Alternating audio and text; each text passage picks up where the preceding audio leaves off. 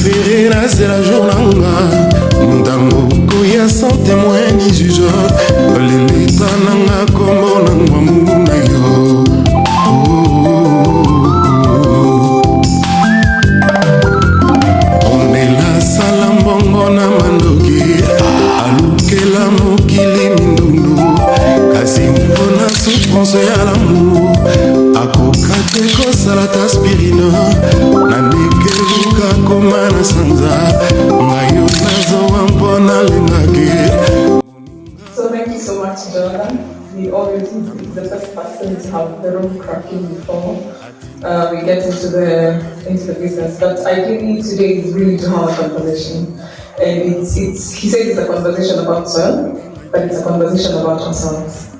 It's when you think about soil and think about us, it's one similar thing. So to start off, my name is Miri. I am a documentary producer. I am the co-founder of Miri Africa, a communication and production company whose mission is really to leverage the power of storytelling, collaboration, and authentic communication to inspire audiences for social change. So our tool is really storytelling. So when we stand here to talk about soil, we come in from that perspective. We're not scientists, we're not farmers, we're just curious individuals who got some really interesting information about soil, and we got digging and started researching onto it. And the more you start studying it, the more you realize how fascinating it is. Hence the word of Allure. So the Allure is really the fascination. It's the mystery, and at the same time, it's the beauty. If you think about the textures, if you think about the colors, it's really something that is intriguing and fascinating. So that's where we're coming from. It's a journey of discovery for us. So, and in this journey, we can say that you cannot nurse a baby with one hand. You need people to collaborate with. And for us to reach this level, we worked with Paragon Post to bring have the stunning images, stunning visuals, stunning videos. We have the visions and putting together them into a cohesive story. So we're going to have a short video after this. And then we worked with Forest Foods. We're doing an amazing job with synthropic agriculture. But we really wanted to understand who is where, doing what, and has it been measured. It's the impact of being seen, and I think these guys are doing an amazing job. And other individuals, I can't mention everyone, but it's really a journey of Nash looking at our presentations and saying, can we change this, can we change this, we say this way, it would sound better, if we really change this, why don't you look at it in this manner? So it's been a holistic journey where we have individuals coming together and helping us reach to where we are. So it is also you who are seated here this morning and have chosen to spend your morning with us. So thank you very much. And karibu sana to the Allure side where you say we are embracing art styles. So why soil? It's the question that I get every time. So I remember the other day I went to see a colleague of mine that I haven't seen for quite some time, and he's like, "So what are you working on?" And I'm working on a campaign on soil. He looks at me and he's like, "Soil? Why? Why wouldn't you think of anything else if you're thinking of soil?" I'm like, that's why I'm really doing about it. To get you to start thinking about it. We work on it every day, we eat every day, but we never think about it. And our aim is to really illuminate the importance and the role of soil. Not from a technical perspective, from really coming from that wonder. Understand the wonder of soil. What does it mean to you when you hear that a tablespoon of soil has more life than there are people on the planet? That gets you thinking. What about when you hear it's the same elements that are in soil are the same elements that have created you and the stars? That means something, that gets you thinking. So it's us saying, it's us coming from that perspective, reaching to the larger audiences who do not think about soil on a daily. Because they're not scientists, they're not conservationists, they're not farmers, they don't depend on soil directly. But they experience the impact of degraded soil. So if there is not enough food, we complain. We have prices are higher because we do not have probably enough maize in our stores. We're getting sick because we don't have enough nutrients. So what if I told you if the healthy soils are the same things that are feeding, we're getting the nutrients from this side, then we start thinking. So our main aim really with this campaign is to illuminate the wonder of soil, the importance of soil, and why it is everybody's business. It can no longer be the business of the conservationists. It can no longer be the business of the scientists who are coming up with fantastic new innovative solutions to really restore soils or regenerate soil. It has to be every single person's business, and mainly the consumer, because we're the ones we are the larger masses, and we're the ones who should start thinking about it. Because when we start thinking about it, then we make the right decisions, and we can also push for effective policies to be put in place. So what are our main objectives? Our main objective is to really, again, to spotlight soil's vital role in agriculture, climate regulation, that is the main thing.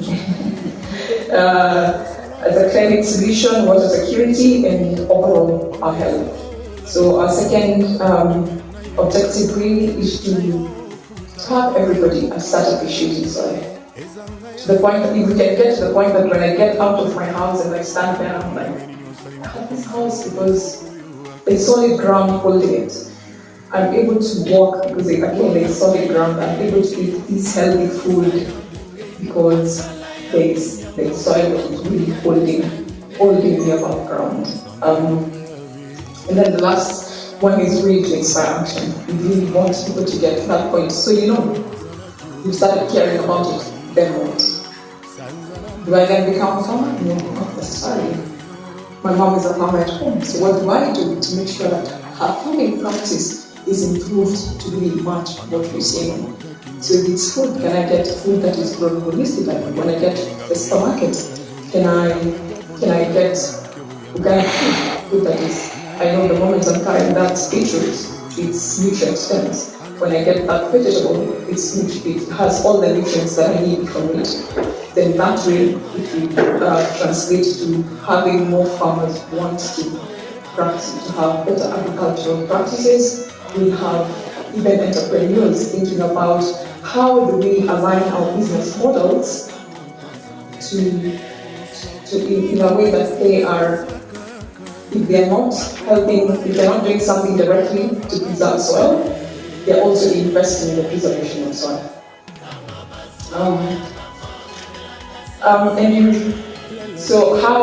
What are our key messages? We really throughout the campaign. Our key message is soil is the heartbeat of life. It's the foundation of everything. It feeds us, fuels us, shelters us, and gives us the beauty of nature. And without it, humanity simply can't thrive. Our second message is that our choices do matter, and that is from the way we farm, the way we consume, the policies we have. All this impacts soil health, and if soil health is impacted, then definitely we are impacted and the planet is impacted, and we do not need to even go far to realize that really that is the reality. We see with the droughts, we just experienced, we still in September, we still feeling the cold of July. Why is that happening? We experienced the worst drought 2 years ago. We experienced the worst floods, and all that, when you think about it, it goes back to how we interact with ourselves and how we've taken care of ourselves. So we're saying every single choice that we make does matter. And it's everybody's business. The other thing is we're looking at it from the spiritual cultural perspective. If we go back home and we asked our grandmothers how they interacted with soil, how they really took care of soil, it's a very different story from what we have now. So we say when we reconnect with soil, we reconnect with nature and ourselves. Embracing the earth isn't just about environmentalism. You have to get it. You have to get it from that side of when you take care of it, you are clustered into this. It's everybody's agenda. So we're saying it's about rediscovering our place in the world, finding balance and feeling grounded.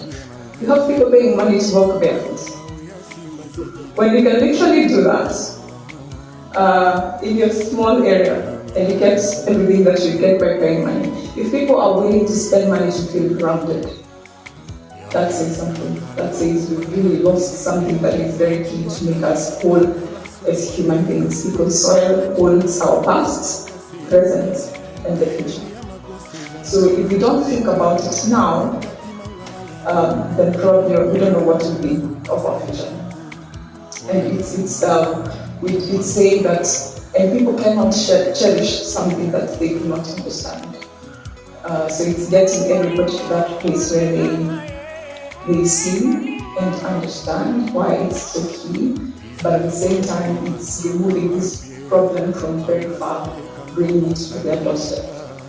Because when you have a problem in your doorstep, or when you have dog poo in your doorstep, you will not jump over it, you will take care of it and walk out. So it's the same thing with this campaign. We're hoping that we will get this message to the doorsteps of every single person who gets to interact with us and interact with the campaign. So that time, if you decide you're going to carry placards and say, hey, we need better policies, fantastic, please do that. If you think you're going to change the way you're doing your farming, fantastic, do that. If it's going to mean you're going to change the way you shop and where you get your food and the kind of products you get to buy, then that's good. So we say we really want to click with our movement around the topic. So you'd be asking, so why should we then really, why is it so important now? Not tomorrow, but now. We told that 65, if you look at it, it's 33% of the world's soils are degraded. If you close it down to our continent, 65% of our arable land is degraded. That means if we are not keen or nothing happens, in my lifetime, we could have probably depleted fertile soils. And that would mean more, we have more poverty, people are more affected, we become more poor, we have no food, then there's a lot of things that come with that. And then with that, think about it that in 2050, our population in the continent will have doubled. That's double the amount of people who should be fed. It's double the amount of people who should be housed. It's double the number of cars probably we'll be having on the road. So if we do not have strong soils and fertile soils to really take care of this, does that mean that we deplete all our forests? Because then if our soils are not working, where do we start going to? We start cutting into what has not been touched. And those are the forests who are already that we should be even increasing the cover, but then we might end up getting into them because we have to grow food. Because first we have to take care of ourselves. That's human nature. There's no other way. We would care about the environment, but when you're hungry, believe you really go to the last bit to get some food to your table. So it's really climate change, we can even start talking about it. And starting from this point, we hear that soil is the second largest carbon sink. To me, that feels like we should be having anthems about soil, we should be having points about soil, because then that means if we take care of our soils, then we probably wouldn't be talking about climate change. And if we would be talking about it, it will not be the intensity that we're talking about it now.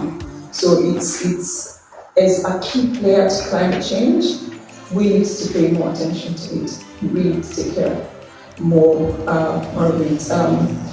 Then it's the economic cost. If you think about it, Africa is losing $67 billion annually to land degradation. And that is not a small number when you think we're developing economies. So that means we're not going in here if we continue losing as much. And it's not just all doom and gloom. There's this problem, but also there's a huge opportunity. So we're saying, why not invest in sustainable farming and conservation methods to restore soil, improve biodiversity, and enhance livelihoods? So it's saying, yes, we're here, but there's already something that is happening. Because whenever there's a problem, communities do understand what is ailing them, and they start doing something about it. And there are already scientists doing something about it. There are agronomists doing something about it. There are farmers who are already doing something about it. So who are these people and how are they doing it? So how do we intend to do this? So you may be wondering, yes, it's fine. This is the problem we set the scene. So then what? So how are you going to do it? We're going to do what we know best how, and that is storytelling. Our tool for this campaign is really stories, because stories are the only thing that can really touch the mind and the heart. And the idea here is to touch both. See the science of things and touch your heart to want to do something. So we will have soil stories. These are narratives weaved to really put together stories of experiences, of science, reminding us how connected we are to this living resource that is soil. So we'll be highlighting stories of people who are already doing something. Could be a community, and we do have those communities in the continent who are really practicing ecological conservation. That is where they see nature as akin to them, not as human, as masters to that. So we want to tell the stories, and these are stories that will connect us to our cultures and really who we are when we think about our relationship with soil. We're going to look at farmers doing something, food forests, and it's so good that you guys are here. It's what you're doing, and we've seen it work. It's measurable, it's scalable, and that's what everybody wants to hear. You don't want to start something that's is not scalable and will not make a living with it. And I think that's a question every farmer or everybody who wants to get into farming will be asking. So if I start doing regenerative farming, will I get money? Will I get my returns? How long will it take? So there is already something that is ongoing. So what are some of those ground-breaking research that has been put up? Those are the things that we want to cover with soil stories, is really to look in within. For the longest time, we've always looked out for our solutions. We say, hey, there's something going on. Can we look and see what is going on? Can we look and see how we also interacted? That way we start to learn how we interacted, because it's really important to tap back to that. What is happening now for technology and innovation, and now you have a long-lasting, or rather, a sustainable way of doing things. And then we'll have webinars and X spaces. We cannot ignore that. You know that after COVID, everybody found a way of connecting with each other all over, and it's become a huge space. And so we're going to do webinars, we're going to do X spaces. These will be interactive sessions that make soil science fun and relatable, and at the same time they will be led by experts but designed for everybody. So it's us finding that common ground where we can have the technical and the normal language where every single person will really understand and want to get involved. So it's us going to them with the language that they understand best. And then the other one will be found words, and with the found words we're planning to for everybody who gets into these found words to have hands-on experience with the soil, where they get to see and feel how we can nurture the earth.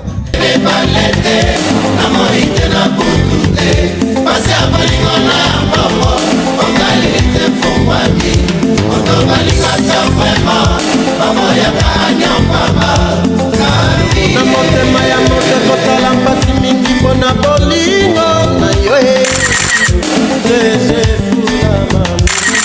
yomona motema ya mote kosala mpasi mingi mpona kolela bino matadi ata moyo